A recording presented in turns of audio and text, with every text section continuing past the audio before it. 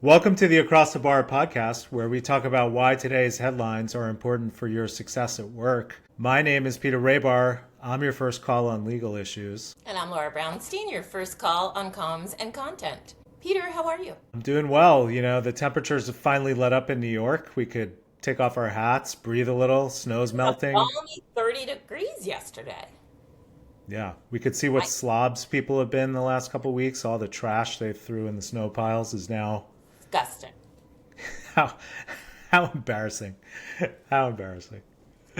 I am upstate. I'm in upstate New York right now, so everything is white and sparkly. Oh, And it is beautiful. crazy that out west they have no snow. And here, It's coming. It's wonderful. coming. They say it's coming. So, it's good.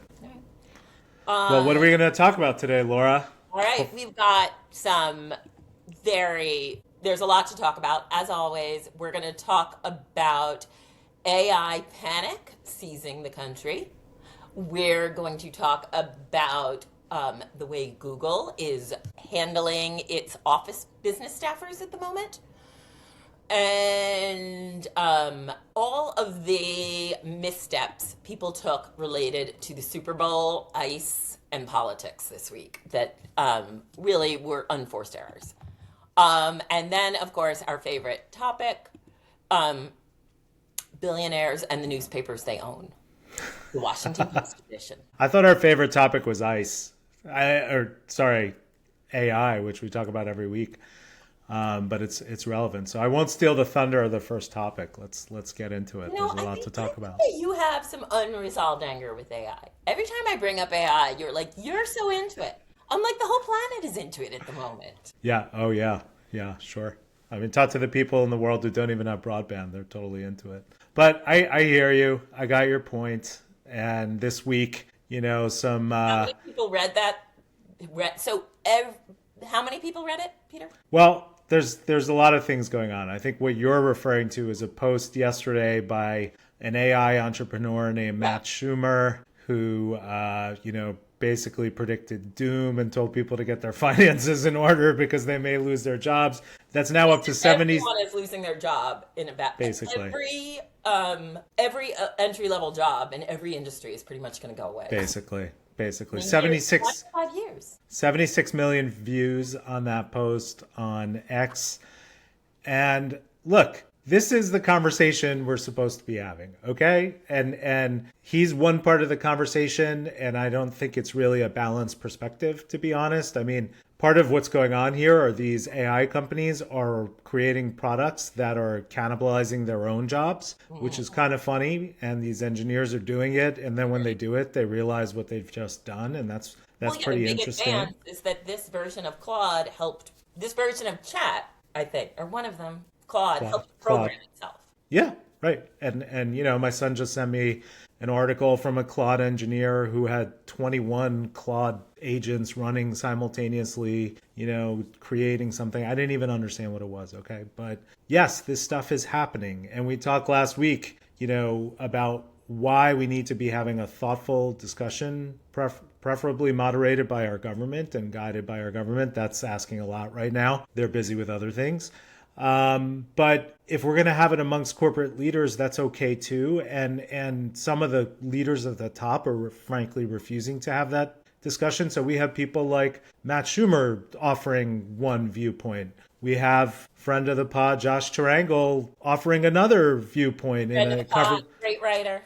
cover story President coming out for for Sarah the Atlantic this week about whether people know what AI is going to do to their jobs. And frankly, I thought that was a far better read on the topic. It was much more balanced. I mean, Josh is a really smart policy and guy and journalist, Yeah, whereas of course. that guy was just a He's freaking out engineer. he's very smart, and I'm in two fantasy leagues with him actually, fantasy baseball and football. Oh, It's not as good at those, but the article was excellent. yes. And I think everyone should read it. It's in the Atlantic, and it talks about like yes, in industries like the AI companies themselves, it's doing incredible things. Is it going to transform manufacturing in a month or a year? No, because companies have antiquated systems, they have jobs, they have corporate leaders who actually care about their employees, not going to ravage them.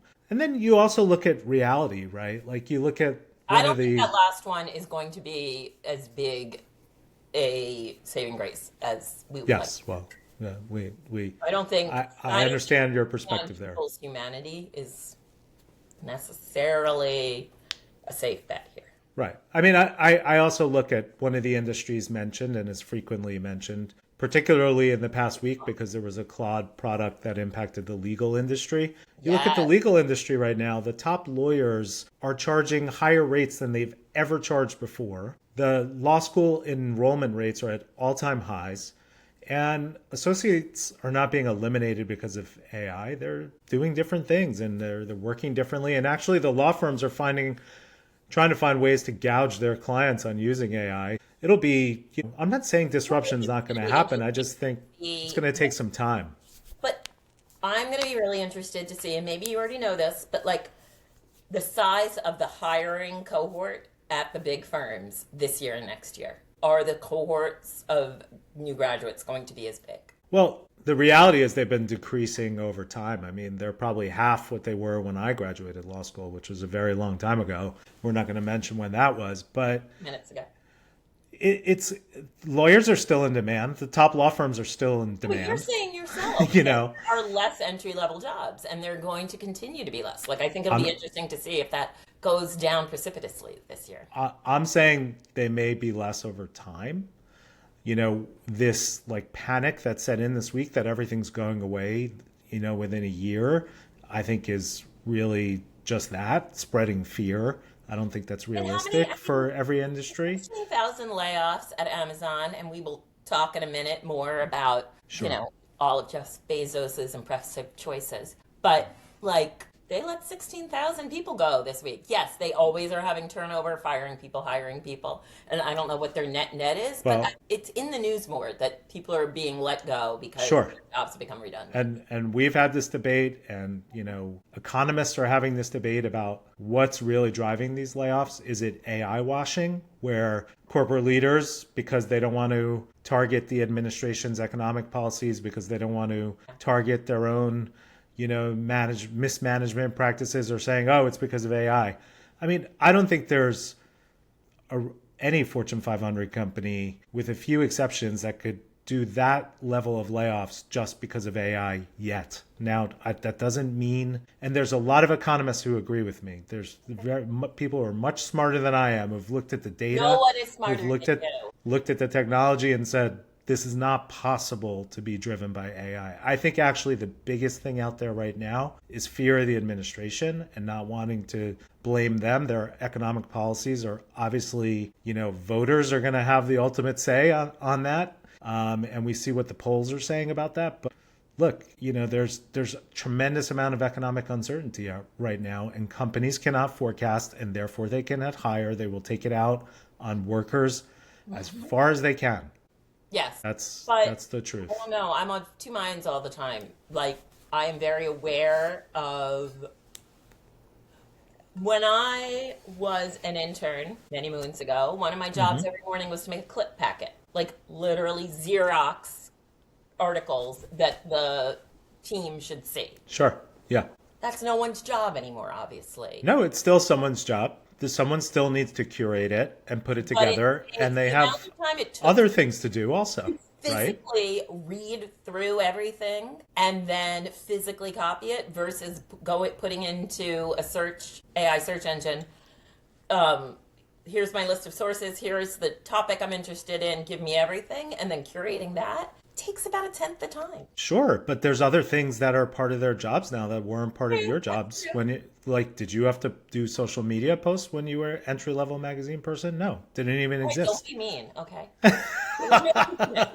Don't be mean. Sorry. Or I mean, the internet was still like a twinkle in Al Gore's eye. yeah, I mean, I was just listening. Like, there are other things for people to do. And one of the really interesting pieces I read this week on the topic was how, yes, AI is helping in a lot of ways and people are becoming more productive, but that also means that their bosses' expectations are increasing and their days are becoming more intense because guess what? When you get one thing done, there's like 10 other things that are now added to your plate. That's true. And so the entry-level editorial person is not just gathering clips, they're doing social, they're doing other stuff, they're now clipping, editing videos, other stuff that you didn't do back in the day. No. Right? I will say, so last night I was working on something and I pay the top amount on chat and I have a team membership. So I can collaborate with. One thing about you is you're very proud about how you pay the top amount for any AI, product. You're very proud of that. I admire that about you.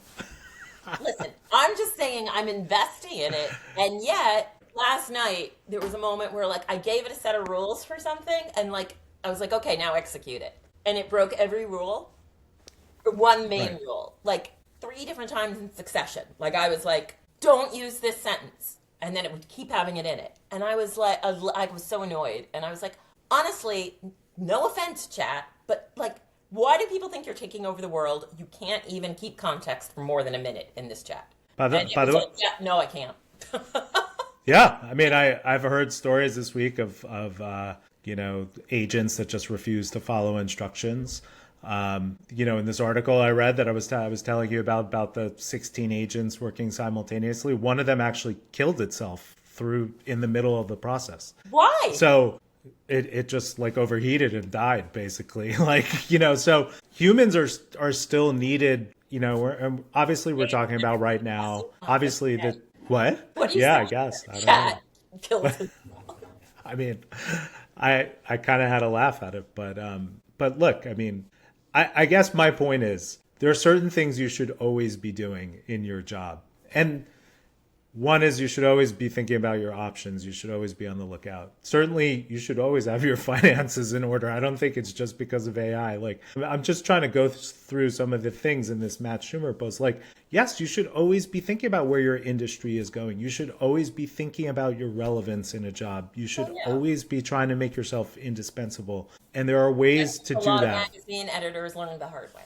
Look, there's ways to do that with AI. We've talked about it. And if you're young and you're starting your career, the most important thing is to make sure you're familiar with the skill set. And then when you get into a job, to be the person who's teaching people how to use it, because there's plenty of workers who are resistant to it, who are not willing to go beneath, a very sort of surface level interaction with AI. Like, you could help people dive in. You could be an influencer. You would be a great influencer if you were in the corporate, setting. Friendly, AI friendly, overall friendly. I'm a parking influencer in New York. Yeah. Like, my last post about alternate side parking got more than 1,000 views on Thread. There you go. You are an influencer. And I would say right now, the other thing to pull from this, I mean, everyone could read the articles and draw their own conclusions. If you're a manager, you need to know that people have this fear and that this mindset is happening right now. And you need to be thoughtful about how you communicate about AI. My main employee is trying to join the frame right here to complain about her fears about AI. For those of you listening, not watching, that's my cat, Annabelle. Yeah, she's not going to be replaced by AI. But you should be thoughtful about how you communicate about it, and you should find ways to help your employees contribute. Updated, clear guidelines for your team. This is a huge internal comms and legal moment. Right. Like, people should know what they can and can't do on it in terms of agreements with clients very clearly, and people should understand what the company expects of them related to it. Right. But you also need to be thoughtful about how you talk about it. And if you were a CEO of a company and you just got up in front of the whole company and said, well, half of you won't be here in 2 years because of AI, that's just being sensitive to how you think about AI. That's just not being an asshole. No. Right. But same rules apply. Sure. That's all I'm saying. Yeah. Same rules apply. And as a manager, as a leader, you need to know what your employees are thinking about and what's on their minds. That's important too, not just what's on your mind. So add AI to the list if you haven't already. I mean, you're ridiculous if you haven't. Add more IRL ways to hear what your team is thinking, and/or big believer in having, certainly do a once-a-year employee satisfaction, have quantitative information and data on what your team is thinking and doing, but you should also have qualitative moments where you take random people out for lunch once a month, or have committees, open working groups. I time Zoom mean, yeah. where every people can sign. You have an hour a week, 15-minute Zoom windows that employees can sign up for. Give yourself access to junior people. I had such a good call today with a woman I worked with when she was brand new in her career in her early 20s, and now she's about 10 years older, had her own firm, and it was she had so many perspectives that were different than mine that were so helpful to hear today. And I was reminded, like, talk to young people. They know things. Yeah. So you're saying you don't know everything. I've come to that conclusion. Wow. I'm sorry to say. Oh, wow. Yeah. So enlightened. How about you, Peter? Definitely not. Definitely not. There's some days I feel like I know nothing. So there we go. Yeah. You know nothing, Jon Snow? Yeah. Exactly. Okay. So talking about assholes, like, I'm sorry. When I first got involved in the world of like corporate good and kind of how the powerful could do their part to make things better, Marc Benioff was seen as a paragon of virtue. He had this whole thing about how they made sure women's salaries were commensurate with men's. He was talking everywhere about it. Oh, Benioff, he's a good guy. And he is probably one of the better guys. But why? Tell the people what he said this week at his... Well, I mean, this is a continuation of the topic of how you communicate to your employees. At a global sales meeting this week, Mr. Benioff allegedly got up on stage and welcomed the foreign-based, the non-US based sales reps to the meeting, and then made a joke about how ICE was in the back of the room watching them, which I can't even believe that you would make a joke like that if you have half a brain. And he's obviously a very smart guy. But that not only led to objections about the joke, but then turned into the employees were so upset about it that it led to petitions for Salesforce to like not do work with ICE and to like exit government contracts that it's a part of. So they now have a very big problem on their hands. At all? Like, what did Salesforce show any interest in losing money for employee principals? Not yet. Not yet. But look, we talk about being smart in how you communicate, and the things going on in our society right now. I mean, maybe the really ultra wealthy people don't understand the level of gravity that they've reached. I mean, I can't believe how that's possible, but like, you know, in terms of people feeling physical personal danger due to ICE, or just all of the panic in general? It's not just physical personal danger. I think at this point, like, just the emotional outrage against what ICE has been doing and the killings specifically, you know, and the lies that they were being told about it. I mean, that's gone across parties. That's gone across voters for candidates. I mean, that's like an accepted thing now. Joe Rogan is out there saying it's a problem. Yeah, a lot of people are. Mm-hmm. And so if you're a corporate leader and you're just going to joke about something like that, I don't know what you're thinking. I don't know. You must not be listening to people who work for you. It's just a level of callous behavior that, I don't know, callous, irresponsible, reckless. I don't know. But now it's leading to other problems because employees are, you know, as we've talked about, you know, when they don't get their way or when they're upset, they're going to protest. And guess what? People just saw citizens come out into the streets in Minnesota and protest. And today, Tom Homan announced ICE is withdrawing. Guess what they saw? They saw a protest succeeding. And that's just going to lead to more protests when people are unhappy if you don't detect that unhappiness and deal with it at an early stage. So corporate leaders, you need to draw a lesson from this, not only being thoughtful about how you communicate, but early problem detection is super important. I mean, this is a hyper light speed environment with problems.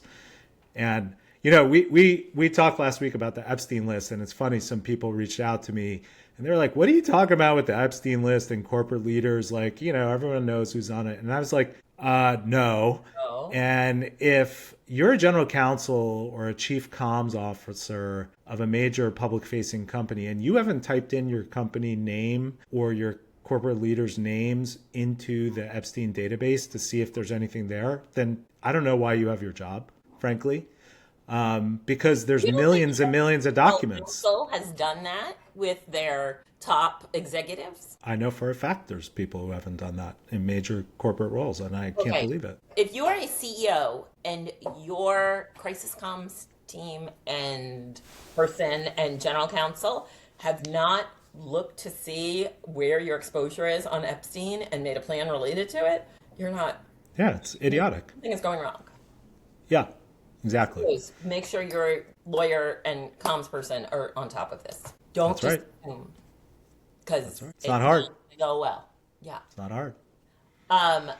I also think a lot of, we talked about with Alex Preddy how that was a real case where it was like, okay, we're not at full 1984 yet. When people were told to not believe their eyes, they were like, no, that's not what I saw. Jeff Bezos this week coming out and talking about the important mission that the Washington Post still has, when yesterday they printed the exact replica of a story that had been printed in the Washington Post in November. And I think on Wednesday, one whole page of news stories was Associated Press. So I am not 100% sure what the brilliant cause that the Washington Post is still working on when it's just a way to disseminate wire stories on paper to people. What? Well, there's obviously a lot of turmoil going on at the Washington Post right now, and where I thought you were going with it was the firing of the publisher, Will Lewis. Well, I was heading into that, but I wanted to take a stop on my way to talk about Will Lewis getting sacked for doing what we talked about last week, basically. Or not, had we talked? Yes, we did talk about it last week. Well, we talked about the layoff. It was before he got fired when we recorded. No, but we talked about him walking the red carpet at the NFL, didn't we? No, it hadn't happened by then. No, it hadn't happened by then. Okay. But Sorry. if you're going to execute the largest layoff in your industry's history, then you probably best that you not be on a Super Bowl red carpet while it's happening, But also or anything close to it, frankly. So, going to the red carpet of a sports event when you have laid off the sports team. Even going to the sports event, he shouldn't have been there, period. But he also looked like somebody who had just had the worst week of his life. He was on the carpet, like he wasn't doing anyone any favors. It's hard for me to believe in some ways. I think this was coming. I don't think Bezos or whomever saw this and was like, that wasn't sensitive. He should go. I think he was brought in to be the cleanup man, and now he's done. Sounds like you're buying into the Bezos damage control that's happening now, because in the last couple of days, we've seen a flood of stories saying that Bezos has had concerns about him for a long time and that he didn't understand the layoff proposal and didn't agree with it. And I just read all that and say, well, maybe you should have not fired 100 people before, if you had those concerns, and figured it out before you did that. So I'm not sure about that. We have talked a lot about how we don't feel that Will Lewis did this in a respectful, appropriate manner, laid off the Washington Post. Right. But I will say, from a contract point of view, I was once got a job to be the editorial director of a small group of bad magazines. And it was like a jump up, so I took it. Right. And once I got there, I realized they were hiring me to reorganize the whole staff and give people bad news, basically. And once I did that work, and we went one cycle in the new plan and saw that it worked, the company got rid of me because they had hired me. Wow, that's shitty. I realized they had hired me to basically come in and be their hatchet girl, and then there was no need for the role. My favorite corporate, that's terrible. My favorite corporate move is when someone is forced to fire their good portion of their team, or even hire their replacement, and then they're fired without being told. That's total shit move. We've seen that happen to a lot of PICs and managing editors. Derivative of that is being told that you're going to be fired and then being asked to stay on to fire everyone else. Yes. Also another crappy move. But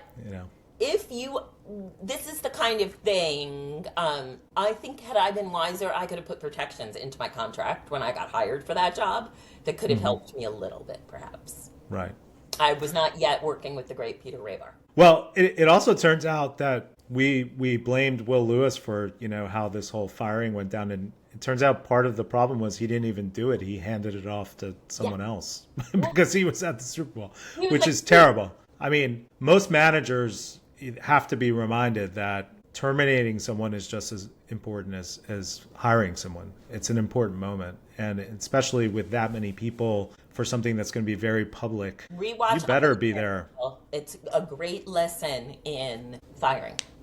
Remember that movie, Up in the Air, George Clooney? His job was to fire people. Of course. Yeah. Of course. Great movie.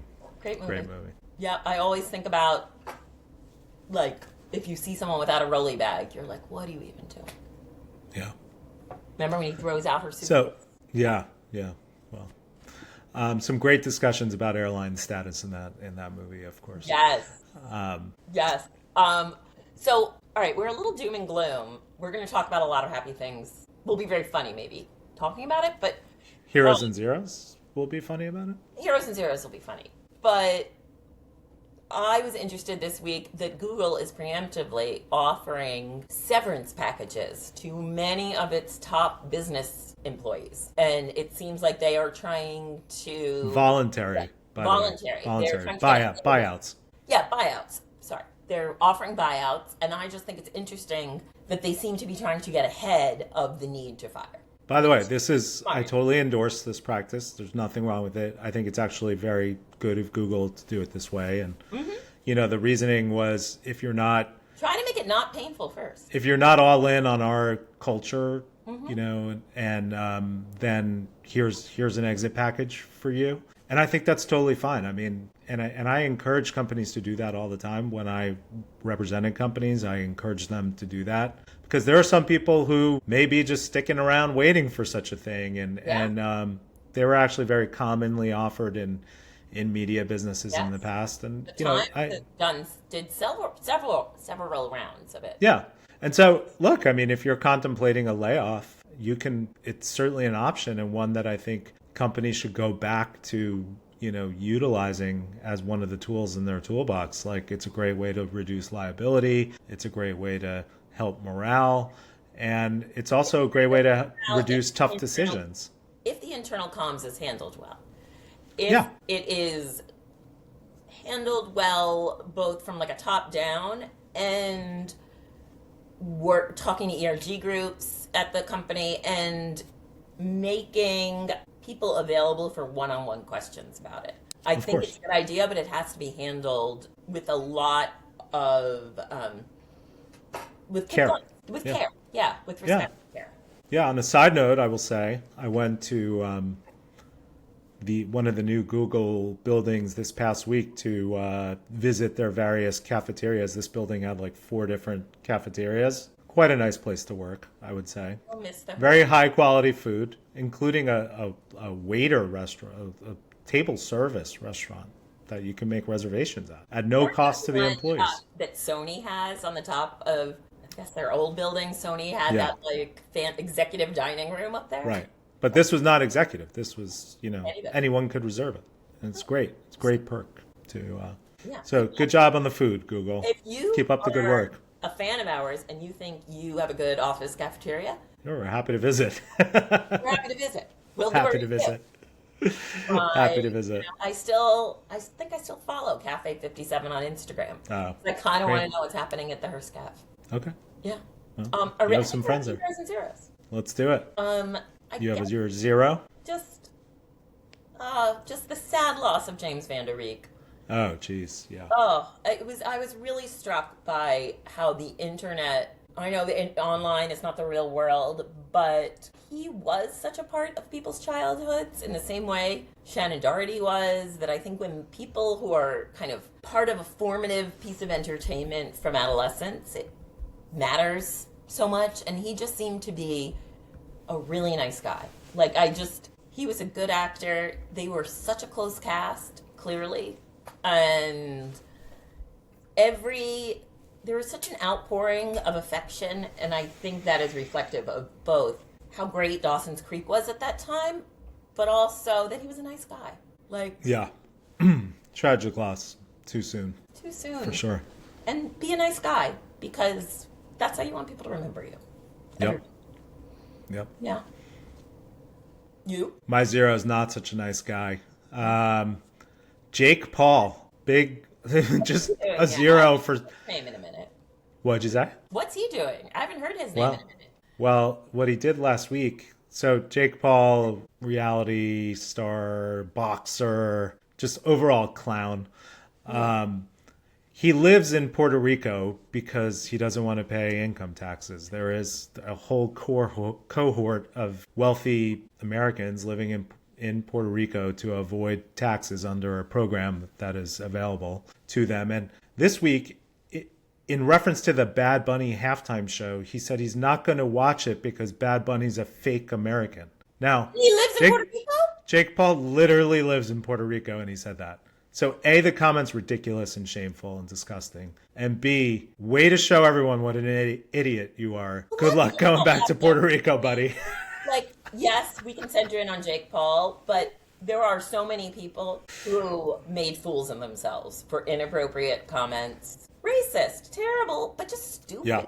By the way, I mean, this was we talked before about, seeing the images and being told something different than what you're seeing. I mean, people were told all these things about Bad Bunny, and then they saw that halftime show, and they were like, looked pretty fun. Guy seemed pretty nice. He seemed filled with love and fun. Like, what's wrong with that? Everyone seemed to be having a great time. There was no English. Yeah, there were no white people. It's great. Good beat, whatever, Okay, it's ridiculous. What do they think Lady Gaga was, if not a white person singing in English? Incredible visuals, It was absurd. And Jill Zarin, another one, who got kicked off of the redo of Real Housewives of New York because of her terribly ignorant comments about Bad Bunny. Yeah, it's tough. Yeah. Anyway, who's your hero? I worked on a magazine event this week for People Inc., and many of our friends work there now. The wonderful Leah Wire, Joe Bray, Melissa Guy, so many amazing people. And you know what? It was to talk about their in-person event business, to kind of get advertisers excited about sponsoring their events. In-person events are great. The room had such good energy, and the events they were talking about and had visuals of had such good energy. And I think more than ever, getting together with people IRL when you can is more important than ever. So that my hero is events, things that bring people together IRL, things that bring some kind of communal experience, because we have so little, as they say, monoculture right now, that anytime you can create communities around experiences, it's just really nice. It's a good one. I agree. I did something in person this week for 2 days, and it was really special. What'd you do? A training program. We'll get into it another time. Okay. My hero is the sport of curling, which has captivated the U.S., and maybe it's because I tried it a few weeks ago and everyone saw that and they were really interested to see the actual sport. But you tried it a couple weeks ago? Yeah. Up in Toronto. I went to a curling club, and I love it. Yeah. And it's a fun sport. U.S. just won the silver medal in mixed doubles curling. And now in the other competitions, there's a 54-year-old lawyer who's the star of one of the U.S. teams, Rich Ronan. Let's go. Yes. Olympics. Let's do it. Oh, also curling. The opening. I thought that opening show last week was great. Yeah, it was wild. I mean, obviously they blocked out some of the booing at our vice president that was there. That was happening, but I thought it was very cool looking. By the end, it all kind of came together. The visuals. No. I mean, we should be at the Olympics in Italy right now. I mean, honey, what could be better? You should be. I have no desire to sit out in the cold. Wow. Okay. Do anything. Fine. Yeah. I should be at the Olympics. You should be at the Olympics. Italy right now. Ah. All right. Be at a vineyard in Italy right now. Okay. Yeah. Well, great. Yeah. All right, Peter. Good talk. Thanks to everyone for watching and listening to Across the Bar. Please watch, listen, subscribe, share. And thank you, Sadie, for production. And we'll see everybody next week. Take care.